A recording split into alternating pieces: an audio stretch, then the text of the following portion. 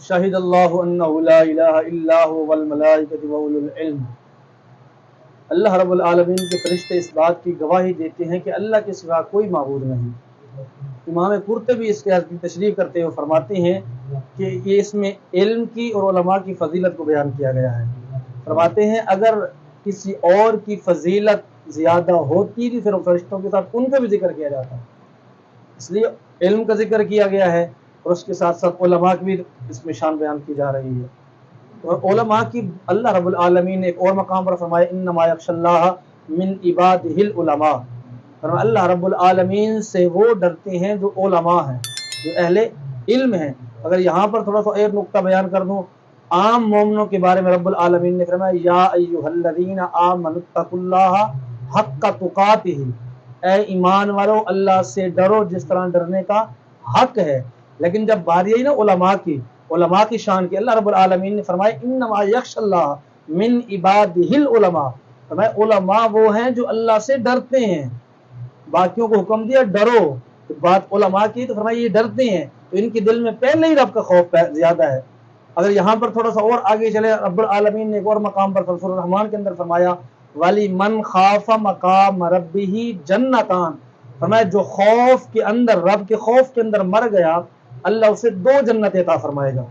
تو علماء کی دل کے اندر تو پہلے ہی خوف ہے، رب قرآن خود کہہ رہا ہے انما یخشی اللہ من عباد العلماء۔ تو رب العالمین نے علماء کو بہت بڑا مقام عطا فرمایا ہے، اور نبی اکرم صلی اللہ علیہ وسلم نے ارشاد فرمایا کہ جب عالم چلتا ہے نا زمین پر، ساری مخلوقات اس کے لیے دعائیں مغفرت کرتی ہے، اس کو دعائیں دیتی ہے۔ تفسیر جلالین میں بھی اس کو لکھا ہے، اور بخاری شریف کی حدیث پاک بھی ہے، اور اس کو بڑے محدثین کرام نے لکھا ہے کہ یہ جب زمین پر چلتے ہیں تو تمام مخلوقات حتیٰ کہ پانی کے اندر رہنے والی مچھلیاں وہ بھی علماء کے لیے دعا کرتی ہیں۔ علماء کو اللہ نے بہت بڑا مقام عطا فرمایا ہے۔ جہاں پر علماء کے قدم لگتے ہیں نا، جہاں پر علماء کے قدم لگتے ہیں وہاں اللہ کی رحمتیں نازل ہو جاتی ہیں۔ اگر یہاں پر میں اس کی دلیل کے لیے حدیث پاک سنا دوں، نبی اکرم صلی اللہ علیہ وسلم نے ارشاد فرمایا عالم اور حافظ کسی قبرستان سے گزر جائے، پڑھے کچھ نہیں، صرف گزر جائے، اللہ 40 دن کا عذاب دور فرما دیتا ہے۔ تو صرف عالم گزرا اللہ نے عذاب دور کر دیا۔ تو کتنا بڑا مقام ہے، جہاں علماء کے قدم لگتے ہیں اللہ رب العالمین وہاں رحمتیں نازل فرما دیتا ہے۔ اور علم والوں کا مقام کیا ہے؟ علم کا مقام کیا ہے؟ علم بندے کو وہ بلندی عطا فرما دیتا ہے جو بندے کے وہم و گمان بھی نہیں ہوتا۔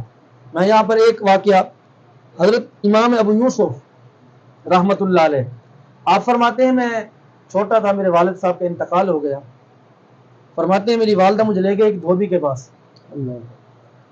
فرمایا اس کو کام سکھاؤ تو یہ اپنی دکان وغیرہ کھول لے گا، تھوڑا بہت کام چل جائے گا، کیونکہ بیٹیوں کا سہارا ہے۔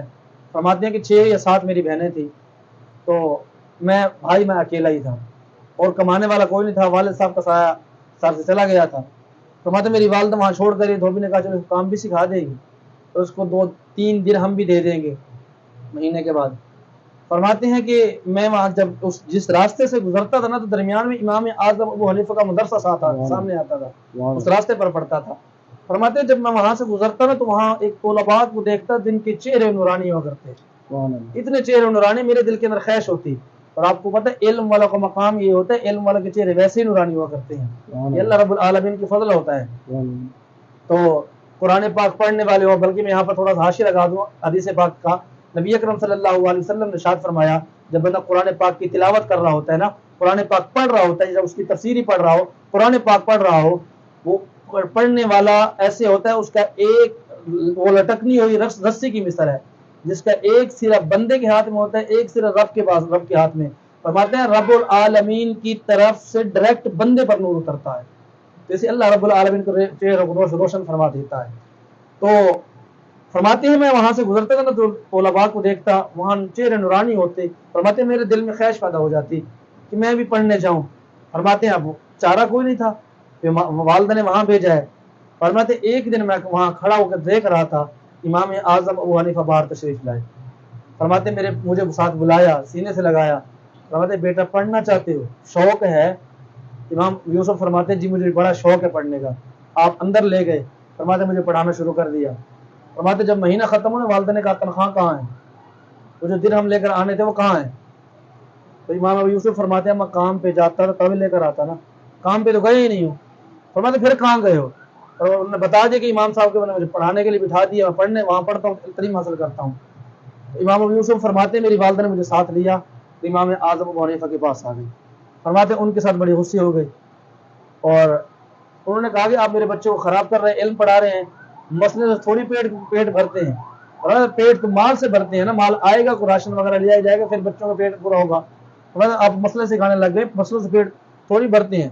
امام اعظم ابو حنیفہ خاموش بیٹھے رہے، ساری باتیں سنتے رہے، مسکراتے رہے۔ یہ علماء کی شان ہے، جب لوگ علماء کے خلاف بات کرتے ہیں نا تو علماء ان کی باتوں کو برداشت کر لیتے ہیں، یہ علماء کا مقام ہے، اللہ رب العالمین ان کو بڑا اعلیٰ ظرف دیا ہوتا ہے۔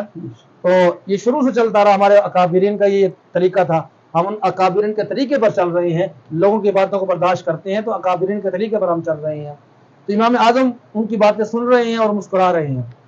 تو ان کا جب غصہ ٹھنڈا ہو گیا نا، امام ابو یوسف فرماتے ہیں امام اعظم نے فرمایا اماں بتاؤ اب غصہ ٹھنڈا ہو گیا ہے؟ فرمایا غصہ ٹھنڈا ہو گیا۔ فرمایا بتاؤ گھر کا خرچ کتنا ہے؟ امام ابو یوسف فرماتے ہیں ایک روایت کے مطابق 3 دینار بتایا، ایک روایت کے مطابق 40 درہم۔ آپ نے فرمایا آپ کو پہلے آپ کے گھر میں ایک راشن کا خرچہ پہنچ جائے گا، اس کو آپ پڑھنے دیں، آپ کا بیٹا بڑا قابل ہے، اس کو پڑھنے دیں، پڑھنے کے لیے چھوڑ دیا جائے۔ انہوں نے پوچھا اس پڑھائی سے ہوگا کیا؟ امام اعظم ابو حنیفہ نے فرمایا اس علم سے یہ فائدہ ہوگا کہ بادشاہوں کے تخت پر بیٹھ کر ان کے ساتھ کھانا کھائے گا۔ امام اعظم نے فرمایا یہ علم کا مقام، علم اس کو اتنا شان دے گا کہ بادشاہوں کے ساتھ تخت پر، بادشاہ کا تخت ہوگا، اس کے ساتھ بیٹھ کر کھانا کھائے گا، وقت کا قاضی بھی، ہاں وقت کا قاضی کے ساتھ۔ تو فرماتے ہیں جب امام اعظم نے بات کر دی، بات طے ہوگی، آپ اس کو مہینے کے بعد راشن دے دیتے، پیسے بھیج دیتے۔ امام ابو یوسف فرماتے ہیں کہ 20 سال کے بعد ہارون رشید نے مجھے چیف جسٹس بنا دیا، قاضی بنا دیا، وقت کا۔ جب قاضی بنا تو میں نے والدہ کو پیغام بھیجا، والدہ آج میرا مقام دیکھ کر جاؤ، اللہ نے علم کے صدقے مقام کتنا دیا ہے۔ میں والدہ کو بلایا تو کوئی کام پڑا تو ہارون رشید نے آپ کو بلا لیا، اور آپ فرماتے ہیں کہ ہارون رشید کی بیوی علماء کے ساتھ بڑی محبت کرنے والی تھی، تو انہوں نے کھانا بنا کر بھیجا نا بادشاہ کے لیے، جو کھانا بن کے آیا اور امام ابو یوسف کو ہارون رشید نے اپنے تخت پر بٹھا دیا۔ امام ابو یوسف فرماتے ہیں ایک سائڈ میں میں تھا، ایک سائڈ پہ ہارون رشید بادشاہ وقت۔ فرماتے ہیں جب کھانا کھا رہے نا تو والدہ کی اسی دربار میں آ گئے۔ فرماتے جب والدہ نے دیکھا تو والدہ زاروں قطار رونے لگ گئی۔ فرماتے میں کھڑا ہو کر پوچھا اماں وجہ کیا ہے؟ فرمایا آج امام اعظم تیرے استاد کی بات یاد آ گئی، انہوں نے 20 سال پہلے کہا تھا کہ تیرا بیٹا اس علم کی وجہ سے بادشاہ کے ساتھ تخت پر بیٹھ کر کھانا کھائے گا، آج میں نے اپنی آنکھوں سے دیکھ لیا۔ تو جو علماء اکابرین ہمارے علماء کرام فرما دیتے ہیں اللہ نے ان کو مقام ایسا دیا تھا، ان کے منہ سے بات نکلی پوری ہوئی، بھلے 20 سال بعد ہی ہوئی، لیکن رب العالمین نے پوری کر دی۔ اپنے پیاروں کے جو منہ سے نکلتا ہے رب العالمین پورا فرما دیتا ہے، تمہارے منہ سے جو نکلی بات ہو کے رہی۔ ماشاءاللہ، بالکل۔ تو ایسے ہی ہے، امام اعظم نے فرمایا۔ اچھا یہ بھی یہاں تھوڑا سا حاشیہ لگا دوں، موضوع اور طرف نہ چلا جائے، صرف اشارہ کر رہا ہوں۔ امام اعظم ابو حنیفہ نے امام ابو یوسف کو فرمایا تھا، فرمایا ان کی والدہ کو فرمایا تھا کہ تم اپنی آنکھوں سے دیکھو گی اپنے بیٹے کا مقام۔ امام اعظم ابو حنیفہ انتقال کر گئے، وہ وفات پا گئے، ان کی والدہ بھی زندہ رہے گی، امام ابو یوسف بھی زندہ رہے، تو انہوں نے اپنی آنکھوں سے دیکھا۔ تو یہ علم وہ ہے جو بندے کو بادشاہ کے تخت پر بٹھا دیا کرتا ہے۔ تو اللہ رب العالمین نے علم کی بھی بڑی مقام ہے، علم والوں کو بھی بڑا مقام ہے، علم کا بھی بڑا مقام ہے۔ تو ہمیں چاہیے اپنے بچوں کو اس دین کے علم کی طرف لے آئیں، جو جس کے اندر مقام ہی مقام ہے اور مرتبے ہی مرتبے ہیں، شان ہی شان ہے، تو رب العالمین بڑا مقام عطا فرما دیتا ہے۔